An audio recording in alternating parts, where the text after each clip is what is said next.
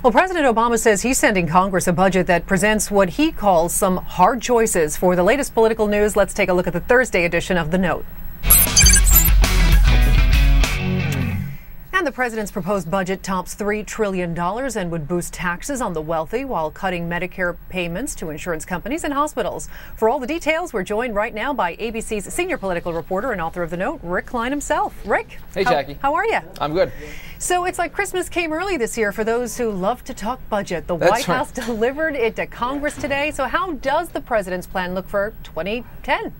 Well, there's definitely areas of cutbacks, but by and large, this is defined by spending, including a more than $600 billion reserve fund that he wants to set up to establish universal health care or close to universal health care. It's actually going to top $1 trillion in costs. He's not paying for all of it quite. He has eliminated a lot of the budget gimmicks that we've seen in previous years, but there's still a lot of funding priorities that are not paid for entirely here. Some deficit maneuvering going on to try to cut the deficit in half within 4 years, but there are a lot of question marks about how this is done and how realistic some of these priorities are. For instance, cutting agriculture subsidies, that's just a political non-starter in Congress. Raising taxes on wealthy Americans, very difficult to get that through. Barack Obama has a lot of ambitious priorities, but not clear that Congress goes along.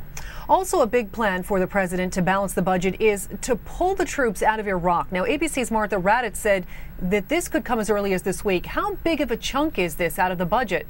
They're saying it tops more than $100 billion a year. And one of the accounting moves they use is they assume that going forward for all of 10 years and say, well, because we're not spending that, that counts as a budget saving. That's part of some $2 trillion in budget savings and revenue enhancements. That's tax increases for the layman that are included in this budget. So he is anticipating a big boon from that. But then again, we have to put more resources into Afghanistan, and there's going to be other areas that pop up as well. So it's not clear that even ending the war in Iraq is going to have a big budget benefit. How have past administrations counted the war towards the budget? It's been off the budget, and that's something that's a break from past administrations. The Bush administration said this is essentially a one-time expense. We don't want to build it into the regular budget process. The Obama folks say that's just not right. In the interest of fairness and accountability, you have to put everything in one pot. That makes his numbers somewhat worse than they would look otherwise. Now, you touched on this, but what about the new ABC News Washington Post poll that released today that found 64% of Americans support the president's plan to send, approximately 17,000 additional troops to Afghanistan?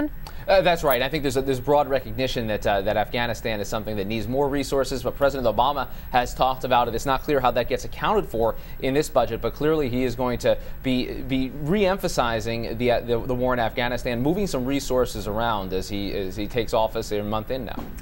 Well, the president and the first lady had a little party last night at the White House with Stevie Wonder. Be nice to have an invite to that one, huh? It would indeed, yes. This is a different side we're seeing of this White House. Traditional to invite guests like this. Stevie Wonder, his Signed, Sealed, and Delivered was a campaign anthem for Barack Obama, so it's a bit of payback. It was a good time last night.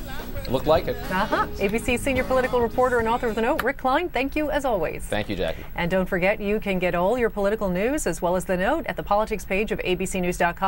You can also watch The Note every day on your iPhone through the ABC News application.